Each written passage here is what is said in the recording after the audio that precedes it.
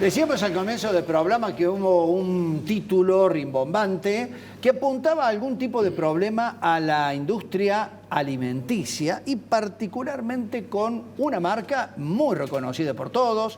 Estamos hablando de Georgalos, cuyos productos, más que nada el mantecol y el palito de la selva, han sido, creo que, una golosina que todos los cordobeses han disfrutado y mucho. Para hablar de este tema, hemos convocado a Héctor Morcillo, quien es el responsable del Sindicato de los Trabajadores de la Industria de la Alimentación, quien acaba de estar en Georgalos interiorizándose respecto a esta situación, diálogo que vamos a compartir con Alfredo Blanco.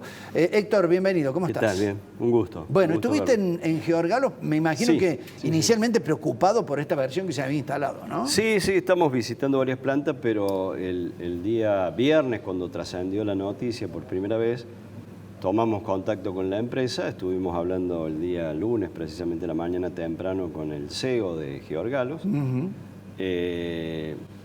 pidiéndole precisiones de cuál era la noticia, por qué había surgido esta noticia. Sí. Porque la semana anterior habíamos tenido novedad de que la empresa venía bastante bien, su balance del 24 fue positivo, fue mejor que el del 23.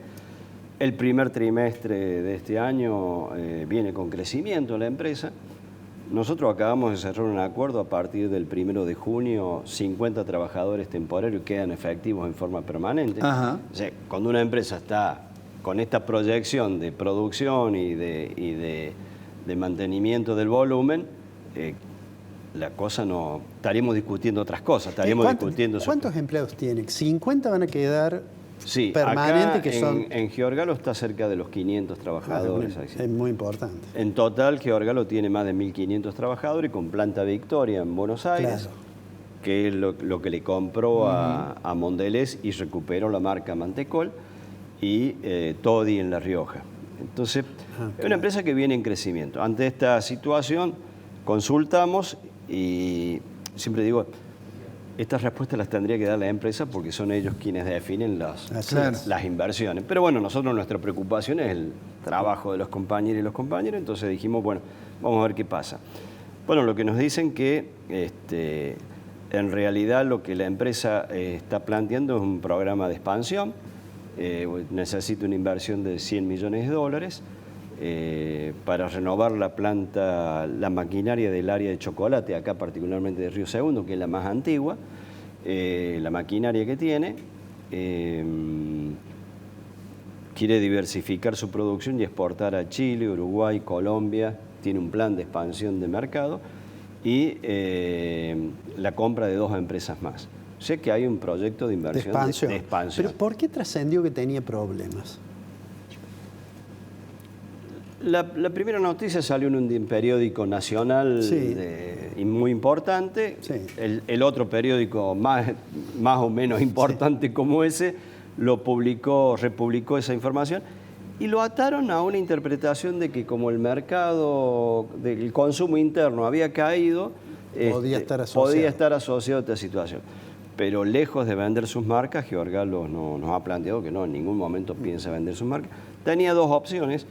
Una opción era pedir el dinero a los bancos. Ya tenía 3 bancos que le habían ofrecido este dinero, pero los intereses... La tasa es muy alta. Sí, era trabajar para los bancos. Entonces decidieron encargarle al Santander la búsqueda de un inversor externo, que será un fondo común, será otra empresa, pero no es la venta. Lo que vende es parte de sus acciones, no es la venta de las marcas en absoluto, al contrario, ha recuperado marcas que había vendido oportunamente. Es decir, estamos ante un proceso de proyección, como están haciendo otras industrias alimenticias. Vemos el crecimiento de Arcor, que ha hecho una inversión muy importante de Mastelone. Mastelone, que ya había comprado el 49% de las acciones con Joint Venture, con Danone, que es Bagley es Danone. Y ahora han comprado la acción el 51%, con lo cual se quedan con el gerenciamiento de la planta Mastelone. Hay un crecimiento en la industria, es un crecimiento concentrado. Claro, de grandes compañías. Las grandes compañías, no es un crecimiento de una industria pyme. La que está más complicada en el sector nuestro es un poco la industria pyme, ¿no? Por los costos hoy, y va a ser muy difícil tener una estructura competitiva con la apertura... Con las grandes empresas, claro. Sí. Y con la apertura de importación. Con las grandes empresas no tienen mucho problema porque se reparten nichos de mercados diferentes.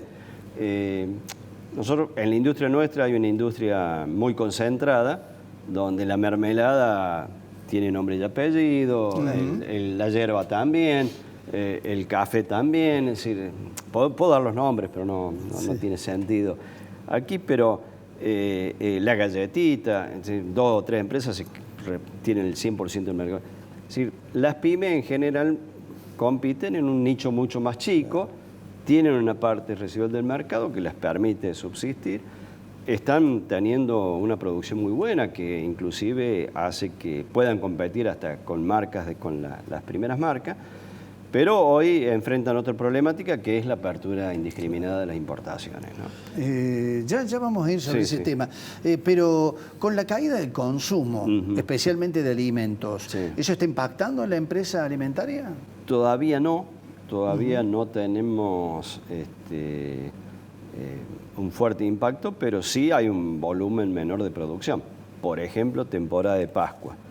La temporada de Pascua en la industria chocolatera es el premium, ¿no? Es decir, la temporada, todo el año se cubre con la temporada de Pascua. Esta vez se produjo menos. Si bien lo que se produjo se vendió todo, hubo muy poca devolución, pero hubo mucho menos volumen. Esa es la caída del mercado, ¿no? Y además el mercado cada vez se está segmentando más. Hay un mercado de nivel muy alto que consume, ese se mantiene, y en general el de los niveles de ingresos más bajos, hay cosas que ya está relegando en el consumo familiar. Sí, definitivamente. Una pregunta a ustedes, la situación salarial del sector, ¿cómo la definiría? ¿Cómo ha evolucionado en los últimos tiempos? Es una evolución similar a la del conjunto del resto de la economía y de la industria. O sea que uno podría decir que si uno toma 3 o 4 años para atrás, ha habido caída del salario real. Hemos recuperado parte porque tuvimos una política desde la Federación, que también soy secretario general de la Federación, una política de no aceptar con el anterior gobierno cuando se ponían pautas salariales. Fijaba, sí. Y logramos crecer 1 o 2 puntos por encima de las pautas de la inflación. Eso nos permitió recuperar salario o mantener. Claro. Pero no escapamos a la pérdida de salario real que tiene toda la economía, ¿no? Y este primer trimestre, de estos datos del 3.7 y demás, no han podido ajustar. Nosotros terminamos el periodo paritario ahora en el mes de abril, no hemos sentado con la Cámara, ya hemos tenido 2 reuniones, la oferta de la Cámara Empresaria es muy mezquina, está en el orden del 1,5%. Con la inflación arriba del 3%. Claro, y para recuperar lo perdido en el último trimestre necesitaríamos 3 puntos más y discutir el salario a partir de mayo. O sea y además con un gobierno que ha puesto un techo salarial del 1%, va a ser muy dura la discusión. Y esto lo hablamos con los compañeros hoy en Giorgalo y ayer estuve en Arcor Chocolate, en Colonia Carolla. Le decimos, el 1% de aumento serían 10.000 pesos en el mes. ¿Resuelve algo? No resuelve nada. Pueden tomar 2 cafés. Sí, no resuelve nada. Es decir, cuando ha aumentado el alquiler, cuando ha aumentado los servicios. Impuestos, los servicios. Hablabas acerca de esta cuestión de los salarios y la otra pregunta que viene de la mano de esto es todos los sectores están planteando esto, ¿no? Sobre todo cuando fracasó también la discusión del salario mínimo y ya ha reconocido abiertamente el gobierno que la política es no subir salarios. Sí, porque creo que este esquema económico, modelo económico, cierra con salarios bajos, no le cierra de otra manera. Y la única ancla que está teniendo, la ancla más fuerte que está teniendo el gobierno para mantener estos niveles de baja inflación, es que no haya demanda, que no haya el menor consumo posible. Es decir, tratar de mantener un dólar más o menos estable, que le ha fallado hasta que sacó el préstamo al fondo, con ese dólar estirar hasta las elecciones, y para mantener el índice de inflacionario bajo, la única manera es planchar los salarios. Los salarios de los trabajadores registrados, los salarios de los jubilados, el ajuste que se está produciendo en el resto de la economía, y eso hace que caiga el consumo. La caída del consumo está en el orden del 13-14% en general. Entonces, bueno, no soy economista, pero, No, pero a lo mejor me estoy metiendo en los rubros suyos, pero lo que nosotros vemos es que el ancla más fuerte que tiene el gobierno hoy para mantener estos niveles bajos de inflación es planchar los salarios. Y esto va a producir un nivel alto de conflictividad social. O sea que uno debería pensar que en el horizonte, incluso a lo mejor antes de las elecciones, va a haber más conflictividad. Sí, sin duda. Creo que hoy todavía el gobierno tiene algún apoyo y consenso de algunos sectores importantes de la sociedad, pero los trabajadores que lo votaron hoy se están dando cuenta, así que no le alcanza, el salario no alcanza. Es decir, ¿cuánto tendríamos que nosotros discutir? Lo hablaba hoy con los compañeros. ¿De cuánto tendría que ser el aumento? No hablemos de porcentaje, hablemos de plata en el bolsillo. 150.000 pesos más, que no resuelve el problema. Eso sería un 10 o 15% de aumento. No lo vamos a lograr, eso sería, plantearse eso sería una locura, pero tampoco vamos a aceptar el 1%. Si nosotros estamos dispuestos a movilizar, a luchar, la última herramienta será el paro, pero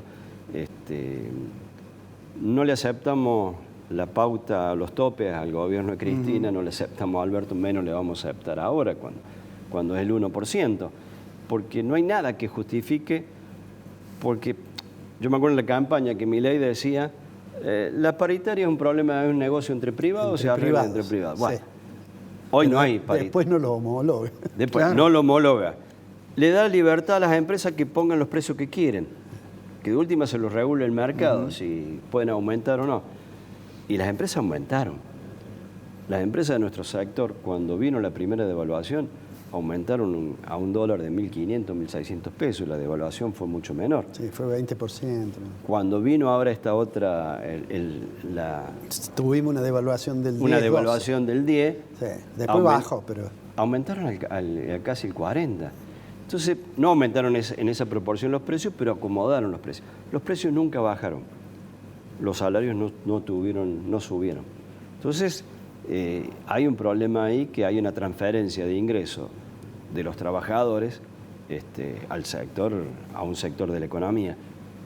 Ni hablemos de los sectores informales de la economía, los trabajadores no registrados que están cobrando mucho menos. Ayer estaba en Colonia Carlos y me decía, en la zona hay trabajadores que están ganando 400, 500, 700.000 pesos por mes, ¿no? Claro.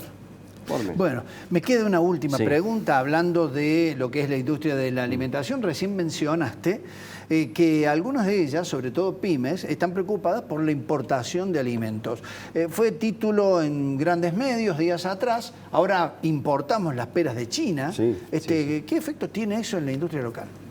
Bueno, no solamente las pymes, también creo que va a afectar más a los pymes, pero también las grandes están preocupadas por la importación. Primero, nuestra economía también está bastante extranjerizada, ¿no? Hay grandes empresas que no son de capitales nacionales, son capitales extranjeros. Son empresas importantes, por ejemplo, en el rubro de alimentación, que pueden resolver ese problema trayendo mercadería de afuera y vendiéndola acá, convirtiéndose en importadores. Ya nos pasó en los 90 que varias empresas del sector nuestro traían chocolate o de Brasil o de otros lados y lo vendían. Es decir, ¿qué era lo importante? Que tenía la cadena de comercialización. Claro. Al tener la cadena de comercialización, el que importa o es el gran supermercado o es también una empresa. Por ejemplo, no lo hace Arcor, pero Arcor podría traer galletitas o chocolate de Brasil. Claro. La diferencia en salario en términos de dólares es muy importante. En Brasil está en 400, 500 dólares y acá está 1.200, 1.400 dólares. Acá estamos bajos, ¿no? Porque los precios que pagamos están dolarizados, están muy altos. Ahora, el efecto que tiene es que la industria, para competir con estos productos extranjeros que están entrando, que son de muy buena calidad y a muy bajo costo, tendría que ser una industria muy competitiva, donde el Estado tendría que tener un rol activo, o los bancos, de apoyar a esa industria, de fomentar esa industria. De tener menos impuestos que pagar, por ejemplo. Entonces, cuando la carga impositiva acá en nuestro país es muy alta y el costo de energía, por ejemplo, una caldera que funciona a gas, es muy caro hoy producir.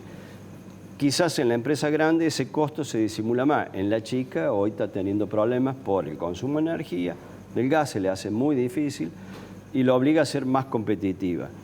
La primera herramienta que buscan las empresas para ser más competitivos es que los salarios no suban.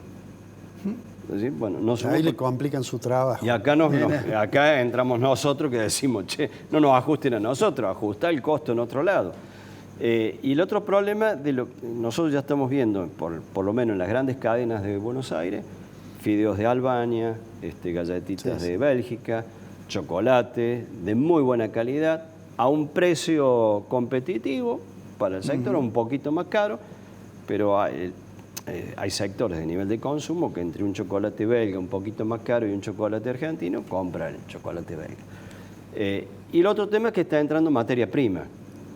Yo te comentaba el tema de la pera, que entró primer cargamento. Yo ahí me enteré que China es un gran productor de fruta, no lo sabía sinceramente, y está entrando tomate, pulpa de tomate. Hoy se está procesando en Mendoza. Para hacer salsas. Para hacer salsa. Claro. Tomate de China. Sí. ¿Quién es el más afectado en esa cadena? El productor agropecuario. Claro. El productor no puede competir en precios con eso. Claro, que tiene que tirar el precio abajo para poder vender. Héctor Morcillo, muchísimas gracias. No, gracias muy a ustedes, amable. muy amable por el espacio. Al menos Alfredo Blanco se queda tranquilo con el tema del mantecol. Eso sí, eso me ha tranquilizado mucho. Gracias.